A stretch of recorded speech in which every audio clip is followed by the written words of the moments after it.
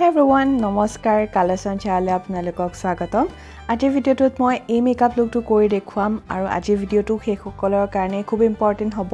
যোনে নিজৰ মেকআপ নিজেই কৰি লয়। এফালে যোৱাৰ আগতে আপুনি যেতিয়া মেকআপ কৰে তেতিয়া আপুনি হয়তো নিশ্চয় বিচাৰে যে আপোনাৰ মেকআপ কৰি সাজি কাচি সোনকালে ৰেডি হয় আৰু যাতে ঘৰৰ মানুহখিনি আপোনাৰ কাৰণে ৱেইট কৰি থাকিব নালাগে। সো আজিৰ ভিডিঅ'টোত আপোনালোকৰ কাৰণে মই কিছুমান মেকআপ টিপছ শ্বেয়াৰ কৰিম যোনবোৰৰ সহায়ত আপুনি সোনকালে ৰেডি হ'ব পাৰে আৰু সেই কম সময়তে খুব ধুনীয়া মেকআপ লুক এটা কৰি আপুনি ওলাই যাব পাৰে। সো আহক মেকআপ কৰা ষ্টাৰ্ট কৰি দিওঁ আৰু প্ৰথমতে মই লগাইছো এটা ময়শ্চাৰাইজাৰ। হাতত কম সময় থাকিলেও ময়শ্চাৰাইজাৰ লগাবলৈ এৰি নিদিব কাৰণ ময়শ্চাৰাইজাৰ নলগালে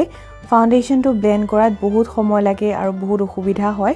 এতিয়া ফাউণ্ডেশ্যন ব্লেন্ড কৰোঁতে আপোনাৰ হাতত যদি কম সময় আছে তেন্তে ব্লেন্ড কৰিবলৈ স্পঞ্জৰ সলনি এডাল ব্ৰাছ ব্যৱহাৰ কৰিব আৰু ফাউণ্ডেশ্যনটো গোটেই মুখখনতে এপ্লাই কৰাতকৈ কেৱল সেইখিনি জেগাত এপ্লাই কৰিব পাৰে য'ত আপোনাৰ ডিসকালাৰেশ্যন আছে বা জেগাবোৰ অলপ বেছি ডাৰ্ক হয়।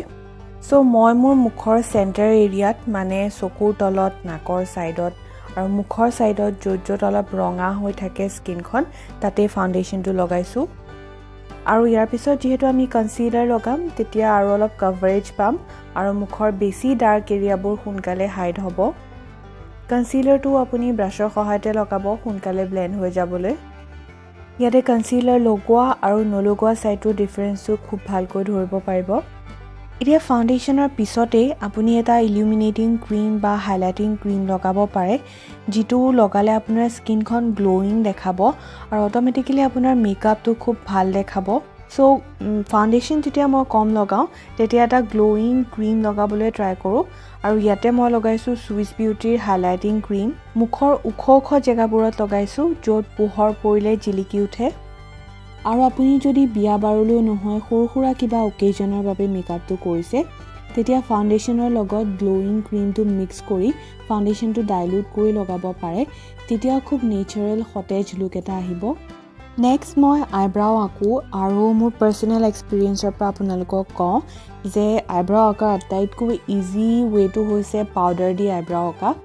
পাউডাৰ এটা ইউজ কৰিব লাগে আৰু এডাল ফ্লেট ব্ৰাছ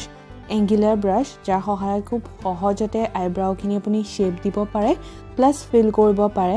আইব্ৰাও পমেড বা আইব্ৰাও ৱেক্স ইউজ কৰিলে যদি মিষ্টেক হয় তেন্তে পটককৈ চাফা কৰিব নোৱাৰি, কিন্তু যদি আপুনি পাউডাৰ ইউজ কৰে তেন্তে কুইকলি চাফাও হৈ যায়। সো আপুনি আইব্ৰাও পাউডাৰ দি পেলাই আইব্ৰাওখিনি সোনকালে আঁকি ল'ব পাৰে।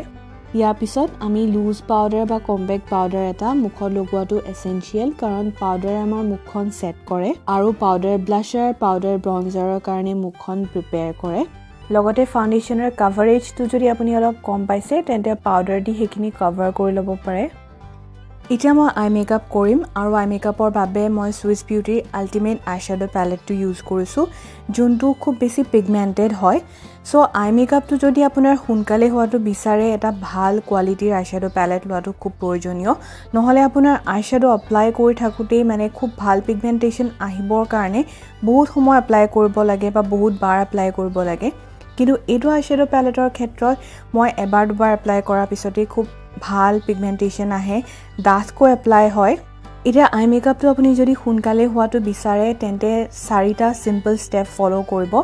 ফাৰ্ষ্ট আপুনি আপোনাৰ ক্ৰিজ লাইনডাল তাৰ ওপৰত এটা ব্ৰাউন কালাৰৰ শ্বেড এপ্লাই কৰিলে আৰু আউটাৰ কৰ্নাৰত আগতে এপ্লাই কৰা ব্ৰাউন শ্বেডটোতকৈও এটা বেছি ডিপ মানে বেছি ডাঠ কালাৰ এপ্লাই কৰিব। যোনটো শ্বেড আপুনি আউটাৰ কৰ্নাৰৰ পৰা ইনাৰ কৰ্নাৰৰ ফালে অলপ ড্ৰেগ কৰি আনিব পাৰে। তাৰপিছত এটা লাইট কালাৰৰ শ্বেড মানে পিচি হওক বা অৰেঞ্জ শ্বেড হওক একেবাৰে ওপৰত ট্ৰানজিশ্যন শ্বেড হিচাপে এপ্লাই কৰিব পাৰে। ট্ৰানজিশ্যন শ্বেডটো এপ্লাই কৰিবলৈ সদায় এডাল মোটা ফ্লাফি ব্ৰাছ ল'ব আৰু ডাৰ্ক শ্বেডবোৰ এপ্লাই কৰিবলৈ এডাল লং আৰু থিক ব্ৰাছ ল'ব যাতে আইশ্বেডোখিনি খুব ধুনীয়াকৈ এপ্লাই হৈ যায়। থাৰ্ড ষ্টেপত আপুনি যিকেইটা আইশ্বেডো আপাৰ লিডত লগাইছিলে সেইকেইটাই লোৱাৰ লেছ লাইনতো লগাই ল'ব আৰু ফ'ৰ্থ ষ্টেপটো হৈছে যে আপোনাৰ আইলিডত যোনটো কালাৰ এপ্লাই কৰিব সেইটো এটা পিগমেণ্টেড আইশ্বেডো লোৱা ভাল। যিকোনো আইশ্বেডো পেলেটত তেনেকুৱা ধৰণৰ শিমাৰী আইশ্বেডো খুব বেছি পিগমেণ্টেড শিমাৰী আইশ্বেডো নাথাকিবও পাৰে। সো সুইচ বিউটিৰ এই যোনটো আইশ্বেডো মই এতিয়া ব্যৱহাৰ কৰি আছোঁ এই শিমাৰী আইশ্বেডোটো খুব ধুনীয়া শ্বাইন দিয়ে আৰু আই মেকআপটো উজ্জ্বল কৰি তোলে। প্লাছ এই আইশ্বেডোটো এপ্লাই কৰাটো ইমান ইজি যে আপুনি আঙুলিৰে খুব ধুনীয়াকৈ এপ্লাই কৰি ল'ব পাৰে দেন আপুনি যদি বিচাৰে তেন্তে কাজল বা ইংক লাইনাৰৰ সহায়ত আইলাইনিং আৰু লোৱাৰ লেছ লাইনতো লাইনিং কৰিব পাৰে মই ইউজ কৰিছোঁ ফেচেছ কেনাডাৰ ইংক লাইনাৰ এটা ইউজ কৰিলে মোৰ ক্ষেত্ৰত মই বেছি সোনকালে লাইনিং কৰিব পাৰোঁ যিহেতু এই পেনটো হাতেৰে ধৰিবলৈ খুব ইজি হয় আৰু মিষ্টেকবোৰো কম হয় ইয়াৰ পিছত মাস্কাৰা এটা লগাব কাৰণ আপোনাৰ আইলেশেছখিনি যদি দীঘল ডাৰ্ক আৰু ভলিউমিনাছ দেখায় তেতিয়া আপোনাৰ আই মেকআপটো চিম্পল হ'লেও এট্ৰেক্টিভ দেখাব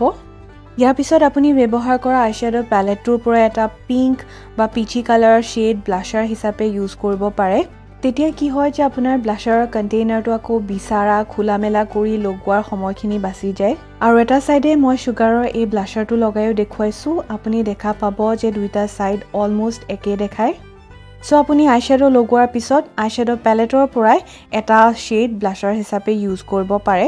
দেন হাইলাইটাৰ লগাবলৈ আপুনি স্পঞ্জডালে ব্যৱহাৰ কৰিব স্পঞ্জত অকমান সেটিং স্প্ৰে কৰি ল'লে তেতিয়া হাইলাইটাৰখিনি খুব ধুনীয়াকৈ স্প্ৰেড হয় আৰু ধুনীয়া হাইলাইটিং ইফেক্ট এটা দিয়ে